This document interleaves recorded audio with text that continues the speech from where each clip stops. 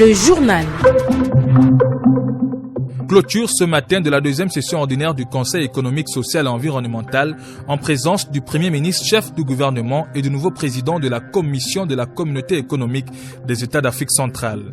Édifier la base sur les acquis du secteur au lendemain du Forum de la fonction publique était l'objectif de cette Assemblée générale du Syndicat national des professionnels de l'audiovisuel public.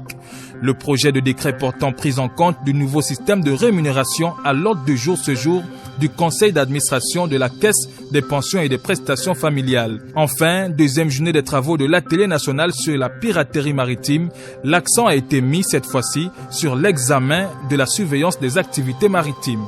C'est tout pour les titres, vous aurez les détails dans un instant. Le saviez-vous? Il existe des gestes simples à connaître pour empêcher la propagation du coronavirus. On les appelle les gestes barrières. Quels sont-ils? Se laver fréquemment les mains avec un désinfectant à base d'alcool ou de l'eau et du savon. En cas de toux et d'éternuement, couvrez la bouche et le nez avec le coude fléchi ou un mouchoir. Jetez immédiatement le mouchoir et lavez-vous les mains. Évitez tout contact étroit avec une personne ayant de la fièvre et de la toux. Saluez sans se serrer la main. Évitez les embrassades. Nettoyez les objets et les surfaces souillées. Si vous présentez des symptômes de la grippe, fièvre, toux, éternuement, difficulté à respirer, ne vous rendez pas dans une structure sanitaire ou chez votre médecin traitant. Appelez le 1410.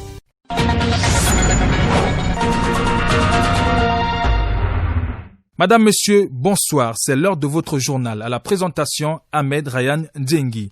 Ouvrons tout d'abord avec ce communiqué. Le président de l'Assemblée nationale informe les honorables députés qu'une réunion de la séance plénière se tiendra demain, vendredi 25 septembre 2020 à 11h dans le bâtiment abritant provisoirement les services de l'Assemblée nationale en vue de l'examen et de l'adoption des textes suivants. Le projet de loi relatif au numéro d'identification personnelle, le projet de loi portant modification de l'article 93 de la loi numéro 17/93 du 1er octobre 1993 portant statut particulier des personnels du corps autonome paramilitaire de la sécurité pénitentiaire. Le projet de loi fixant les modalités de transfert de compétences de l'État aux collectivités locales. À cet effet, la présence de tous les députés est vivement souhaitée. Le syndicat national des professionnels de l'audiovisuel public a tenu ce jour à l'auditorium de la maison Georges Rahuri une assemblée générale explicative. Aminata Ondo, présidente du SINAPAP, membre du comité de pilotage du Forum de la fonction publique, a tenu à présenter à la base les différents acquis du secteur audiovisuel. Claudette Eoré pour le reportage. Cette rencontre qui a vu la présence des représentants de l'AGP et l'IGIS aux côtés de leurs camarades de l'audiovisuel dans le cadre de la Fédération des syndicats avait principalement un point à l'ordre du jour, la restitution à la base des travaux du Forum de la fonction publique tenu récemment dans notre pays. Aminata Ondo, présidente du syndicat national des professionnels de l'audiovisuel public. Nous avons parlé de la nouvelle fonction publique. On avait une fonction publique qui naviguait à 2 vitesses, voire sans texte. L'État même payait pour rien parce que on s'est bien rendu compte que l'État ne savait même pas combien de fonctionnaires nous sommes, militaires et civils, agents publics. Donc c'était une nécessité et de dire aux fonctionnaires, bien que l'État a sa responsabilité, nous avons désormais également la nôtre. Nous devons être au travail parce que la nouvelle fonction publique se doit être performante. Chaque homme doit être à son poste de travail et que ceux qui sont chargés de donner ce travail aux agents puissent également être à la hauteur de leurs responsabilités. Des assises utiles car de nombreux problèmes des agents de l'État vont trouver des solutions. Vous savez que les attentes des travailleurs aujourd'hui, c'est la régularisation des situations administratives, le paiement des rappels, le recrutement à la fonction publique de ceux qui sont en attente des postes budgétaires et bien d'autres. Nous avons également le problème des retraités parce que nous sommes tous des futurs retraités. Vous savez que depuis 2015, ceux qui vont à la retraite perçoivent une maigre pension, c'est-à-dire une pré-pension. Donc ces problèmes ont été bien compris des travailleurs. Des préoccupations spécifiques au secteur ont été également évoquées, notamment le besoin permanent d'un statut particulier des communicateurs et la meilleure répartition de la RAC. La Caisse des pensions et des prestations familiales des agents de l'État vient de tenir ce matin à Libreville son conseil d'administration. Comme point inscrit à l'ordre du jour, le projet de décret portant prise en compte du nouveau système de rémunération et le réaménagement de l'organigramme. Rokia Moneme. Ce conseil d'administration de la Caisse des pensions et des prestations familiales des agents de l'État, CPPF, se tient dans un contexte de crise sanitaire mondiale liée à la pandémie de la Covid-19. Charlène Safo-Kumba, vice-présidente du conseil d'administration. Nous avons étudié le projet de décret que nous allons soumettre à la commission administrative sur le cadre juridique devant fixer le régime du paiement des pensions sur le nouveau système de rémunération.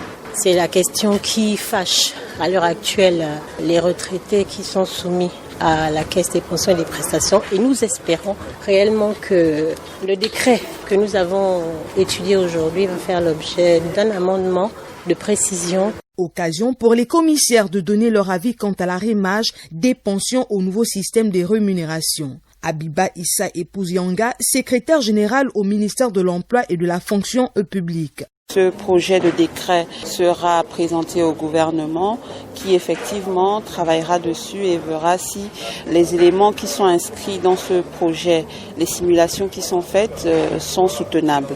Prenant part à ce conseil d'administration, Joël Ondo est là, président de la Confédération syndicale nationale des agents publics, parapublics et privés, de revenir sur le nouveau système de rémunération qui pourrait être inclus dans le traitement des retraités. Aujourd'hui, les retraités, particulièrement, ne soient pas dans cette position qui est la leur à partir du moment où la valeur indiciaire avait augmenté et que la pension retraite n'a pas suivi dans le fait de son arrimage. Le conseil d'administration de ce jour nous a présenté un projet de décret qui doit prendre en compte l'arrimage du nouveau système de rémunération par rapport à la question des pensions retraite. Et il a été question que nous puissions regarder les simulations qui sont faites. Est-ce que dans notre pays, nous devons avoir un système de pension retraite à deux vitesses, à savoir ceux d'avant 2015 et ceux d'après 2015? La question de la pension retraite soit globalisante et que tout le monde puisse avoir au moins une pension retraite qui puisse lui permettre de faire l'adéquation entre l'espérance de vie et la pension retraite au Gabon. Ce conseil d'administration s'est déroulé dans une ambiance conviviale marquée par la présence du président du conseil d'administration. Deuxième jour des travaux de l'atelier national sur la piraterie maritime qui se tient à Libreville. Les échanges portaient essentiellement sur l'examen de la surveillance des activités maritimes. Le ministre d'État en charge de l'Intérieur a d'ailleurs rappelé la nécessité de renforcer les instruments locaux de concertation quant à la sécurité maritime et a également invité à agir avec fermeté contre les fléaux qui affluent le golfe de Guinée.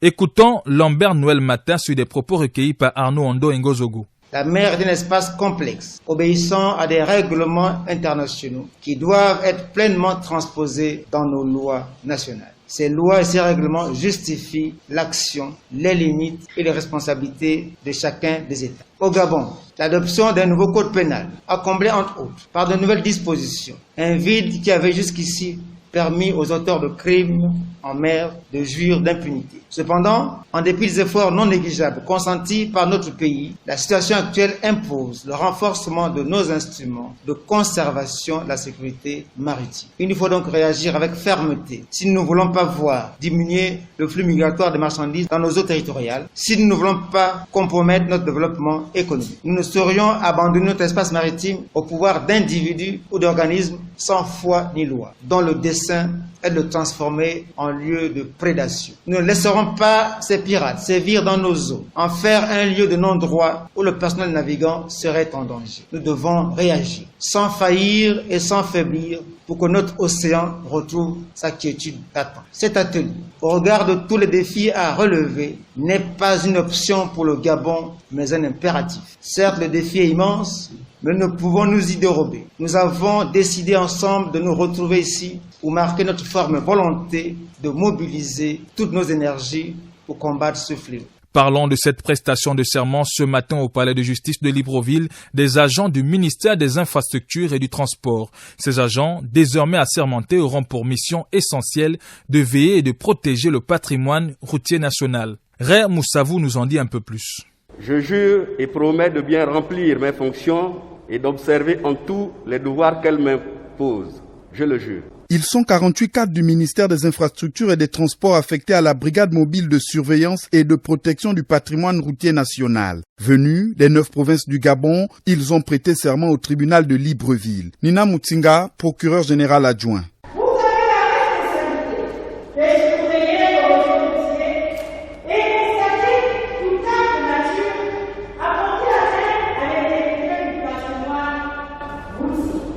Par cette assermentation, les impétrants s'engagent à bien remplir les devoirs de leurs fonctions. Cette prestation de serment nous donne le droit de verbaliser désormais les usagers de la route qui détruiront encore le patrimoine routier. Donc ça nous permet désormais de surveiller et de dresser un procès verbal à la suite d'une destruction des infrastructures. Il y a beaucoup d'éléments qui composent le patrimoine routier national. Il y a la voie, il y a les accotements, il y a même les panneaux, il y a les poteaux électriques qui se trouvent dans l'emprise du patrimoine routier national. Créé en 2011, c'est seulement maintenant que les brigades mobiles de surveillance et de protection du patrimoine routier national sont opérationnelles.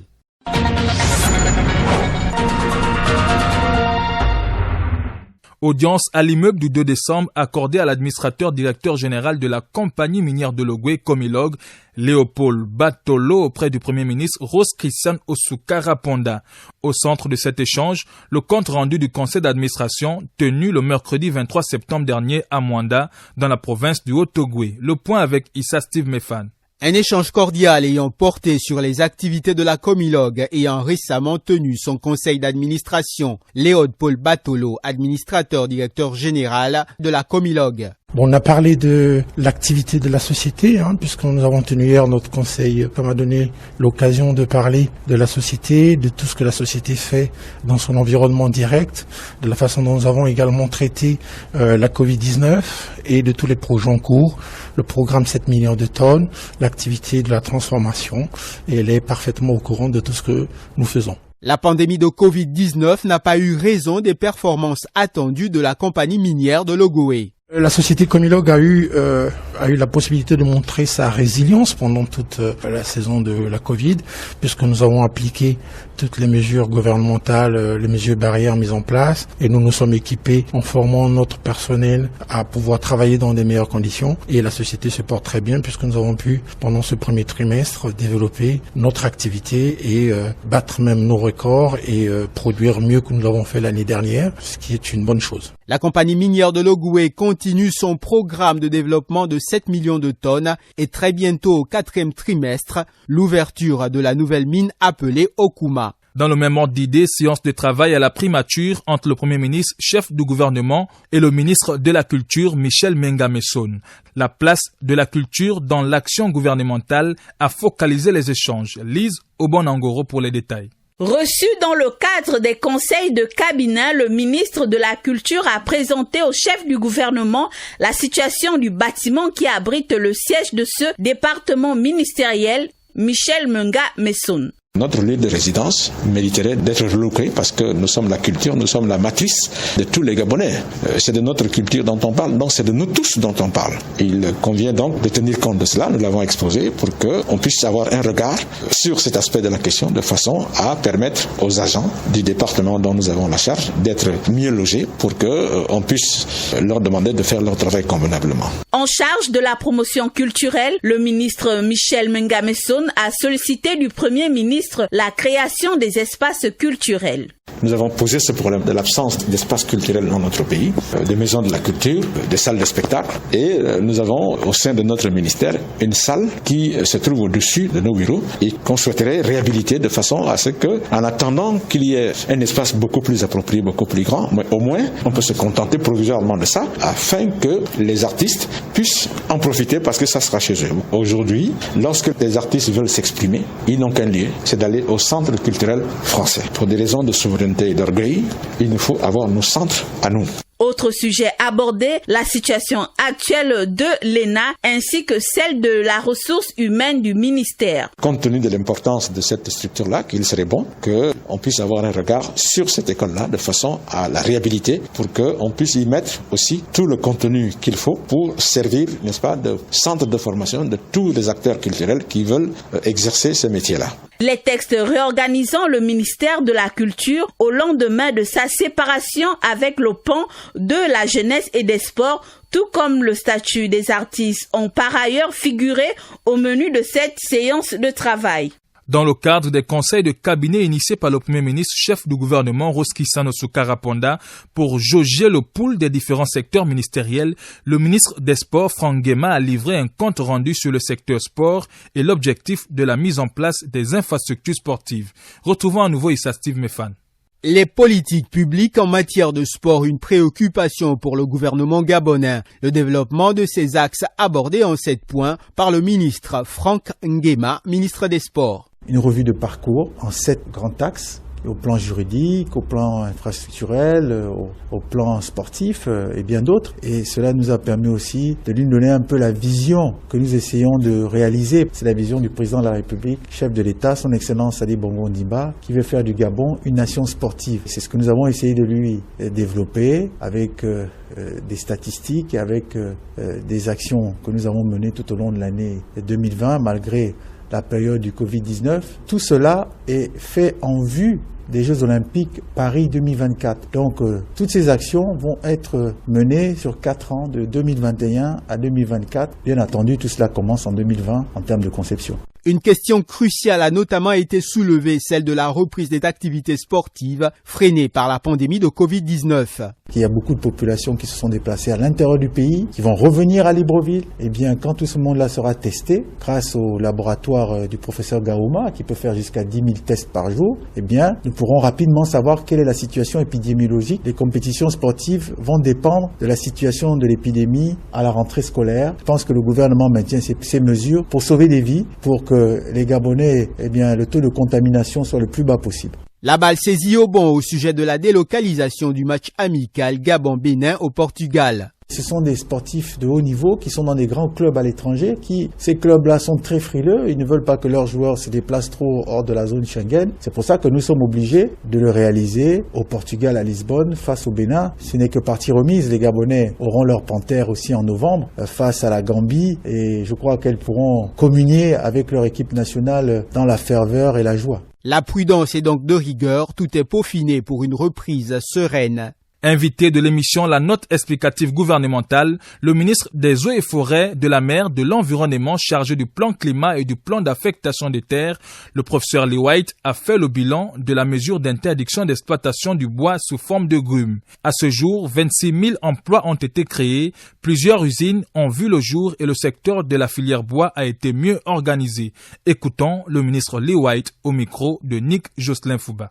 La décision de 2009 s'était prise sur cette base. Le président de la République a étudié l'économie, il a vu tout ce qu'on perdait. Il a constaté que le bois figurait presque pas dans le PIB du Gabon. C'était à 2, 3, 4%. On avait un code forestier adopté en 2001 qui préconisait l'exploitation durable de la forêt, qui avait programmé l'évolution de la transformation du bois au Gabon. Donc en 2009, on était censé déjà d'être à 60% de transformation, mais on n'était qu'à 15%. Donc c'est pour ça que le président de la République a tapé sur la table. Il a dit, ça doit stopper. On doit réaliser la valeur de notre bois ici au Gabon. Donc quand on passe de zéro transformation à une première transformation, on va doubler le nombre d'emplois et on va doubler la valeur du bois. Quand on passe de la première transformation à la deuxième transformation, on va multiplier par 4 la valeur du bois et par 4 le nombre d'emplois. Et quand on passe de la deuxième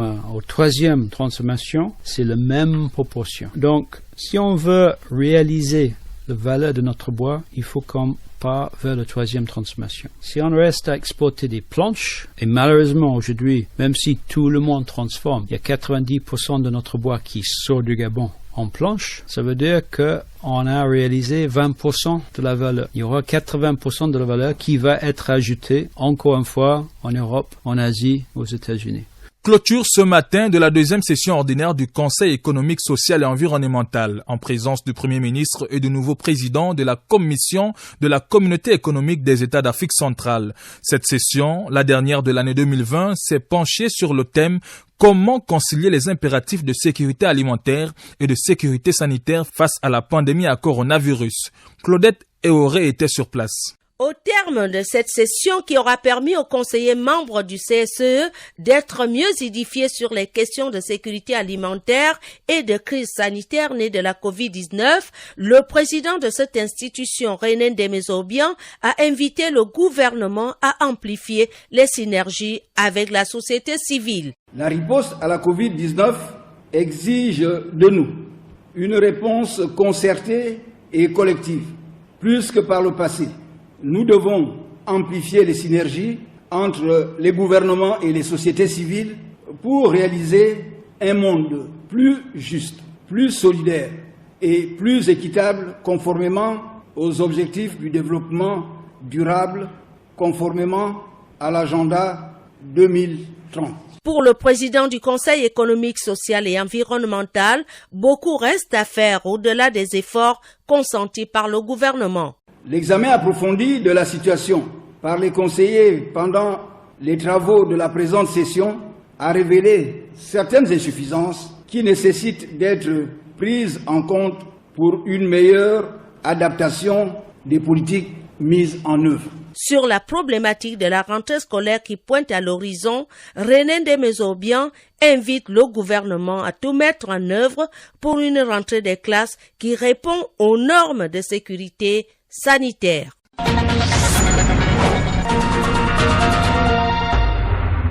Cap sur Lambaréné dans la province du Moyen-Ogooué, on parle d'une réunion ce jour du comité de pilotage provincial du plan de veille et de riposte contre le coronavirus. Présidée par le gouverneur de province, cette rencontre avait pour objectif de faire le bilan de la situation épidémiologique de cette localité, comme l'indique notre correspondant Estaki Ibwangangimbi. Au terme de cette réunion du comité technique provincial de riposte contre la Covid-19, le coordonnateur du dit comité revient brièvement sur le bilan de la situation épidémiologique actuelle. Dr Eli Gide Rosatanga.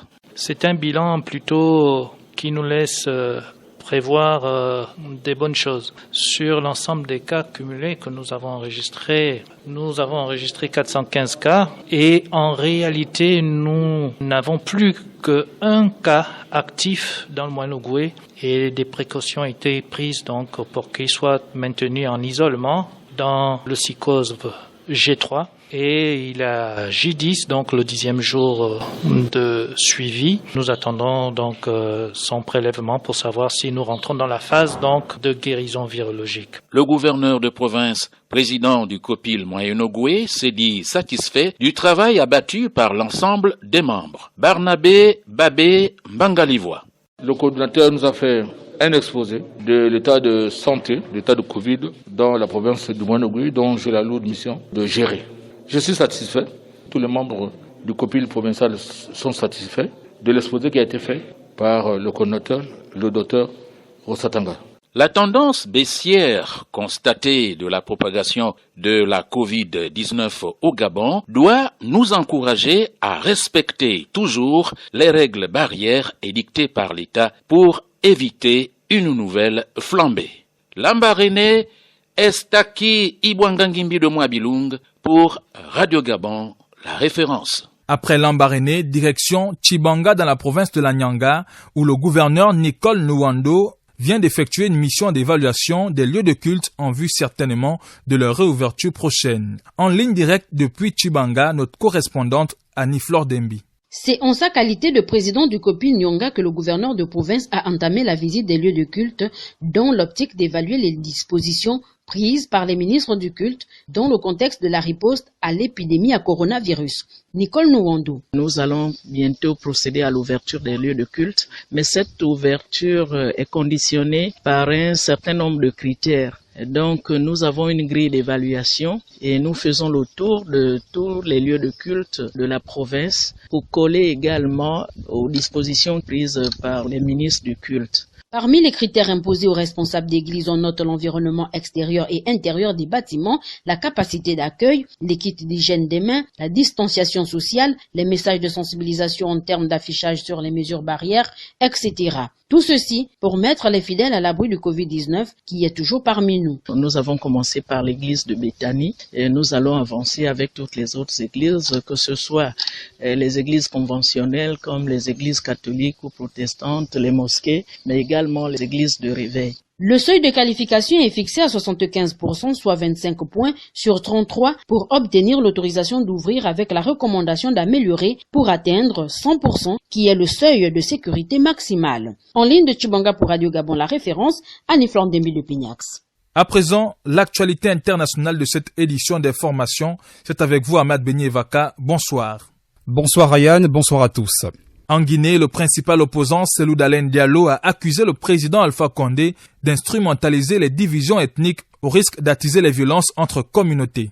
L'appartenance ethnique est considérée comme un facteur de vote déterminant guidé, mais l'opposant Cellou Dalein Diallo a noté des avancées dans la confiance entre les différentes composantes ethniques. Il faisait notamment référence au premier discours de campagne du président sortant, le 19 septembre dernier, par visioconférence à ses partisans à Kankan, dans son bastion électoral de l'Est du pays, pour les dissuader de voter pour un autre candidat issu de cette communauté. Ahmad, au Tchad, le président Idriss Déby Itno met en place une commission de relecture de la Constitution. C'est mercredi soir qu'il a créé un comité en charge de l'organisation du 2e Forum national inclusif. Ce comité aura pour mission d'organiser une sorte de rélecture de la Constitution adoptée il y a 2 ans et qui a consacré le passage du Tchad à la 4e République. Depuis 2 ans, la suppression du poste de Premier ministre, l'instauration d'un serment confessionnel pour les ministres et les hauts fonctionnaires, ou encore le fait de fixer l'âge pour être candidat à la présidence de la République à 45 ans, sont les dispositions les plus critiquées dans l'actuelle Constitution. Beaucoup même qualifient celle-ci d'illégitime car n'ayant pas été adoptée par un référendum. Ahmad Benyevaka pour l'actualité internationale. À présent, la page des sports de votre journal.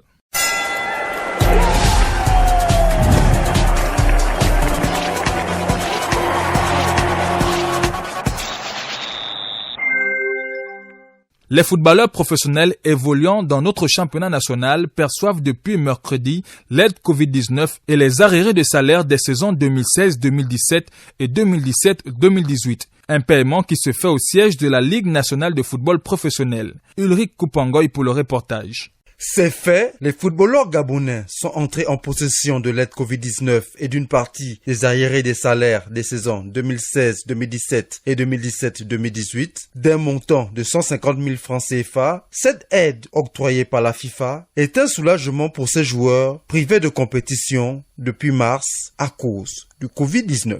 Rodi Eya, porte-parole du collectif des footballeurs gabonais. Nous sommes satisfaits d'avoir perçu cet argent malgré la longue attente et nous tenons au passage à remercier toutes les personnes et toutes les parties qui ont concouru au paiement de ces sommes. Nous remercions également tous les footballeurs du collectif qui ont pu se mobiliser afin de se faire entendre au niveau de la Fédération gabonaise de football. Ce collectif entend poursuivre son combat pour de meilleures conditions de travail des footballeurs évoluant dans le championnat national. Le collectif des footballeurs n'est pas une association, encore moins un syndicat. C'est un regroupement de joueurs qui a décidé de se faire entendre et de porter sa voix elle-même. Maintenant, quant à une réunion avec l'Association nationale des footballeurs professionnels du Gabon, cela fera l'objet d'une discussion interne avec tous les membres de notre collectif, de même que les actions qui seront menées après avoir perçu ces sommes. Le combat n'est pas terminé. Nous prenons d'abord le temps de la réflexion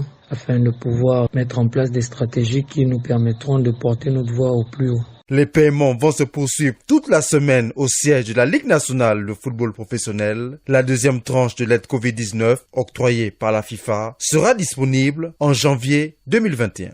Justement, Eric Kupangoy, vous êtes dans ce studio pour animer la page des sports que nous poursuivons avec le rugby, le judo et le football. Allons à la découverte d'une jeune footballeuse dénommée Chancia Biken. Concilier le sport et les études n'est pas toujours facile à réaliser pour les sportifs. C'est un challenge que Chancia Biken, joueur de l'Atlético d'Akanda, a relevé en obtenant son bac. Les détails avec Chivarol Mekwing Koulou. Issue d'une famille passionnée par le football, c'est donc très jeune que Chancia Biken a été piquée par le virus du ballon rond. Cette passion n'a pourtant pas empêché la joueuse d'Atlético d'Akanda d'associer le sport et les études. Chancia Biken, joueuse d'Atlético d'Akonda. Mes débuts en club étaient vraiment difficiles avec l'école parce que moi je suis quelqu'un, j'avais trop le football dans la tête. C'était vraiment compliqué d'associer les deux. Mais avec le temps, j'ai pris conscience, j'ai dit que de la même manière dont j'aime le foot, c'est de la même manière que j'ai pu aimer l'école. J'ai dû associer les deux. Et aujourd'hui, j'ai obtenu mon bac. Je suis très contente, vraiment contente pour ça.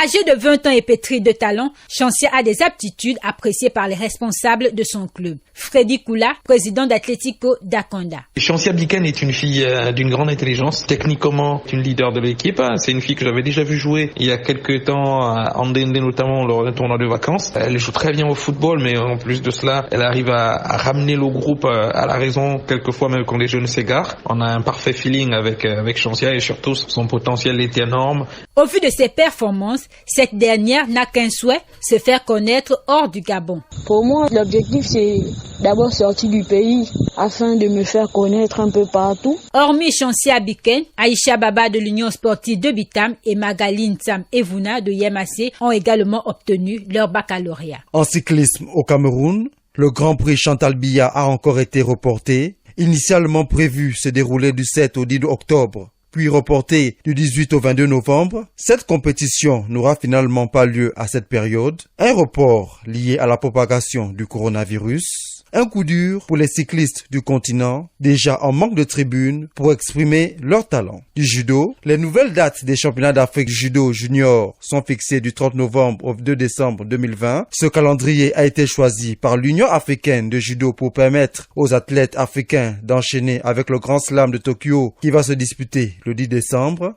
Initialement prévu se dérouler du 25 au 27 juin dernier au Maroc, ces championnats d'Afrique ont été reportés à cause du Covid-19. Du rugby, pour terminer, la date d'attribution des mondiaux 2027 et 2031 est connue. La World Rugby s'est prononcée à ce sujet. Les pays hôtes de ces prochains rendez-vous et ceux des Coupes du Monde féminines 2025 et 2029 seront connus en mai 2022. Tous les regards sont tournés vers l'Afrique du Sud, champion du monde en titre. La World Rugby espère un intérêt fort pour l'organisation de ce grand événement. C'est par ce volet sport que nous mettons un terme à cette édition d'information préparée par l'ensemble de la rédaction de Radio Gabon. À la présentation, Ahmed Rayan Diengui, au montage, Julien Makita, à la réalisation, Issa Steve Mefan, à la diffusion, Ulrich Elanka et à la coordination, Nick Jocelyn Fouba. La supervision générale, quant à elle, est assurée par Ali Renal Radjoumba et Bertrand Ebiagé Angoui. Restez en compagnie de nos programmes. Bonsoir chez vous.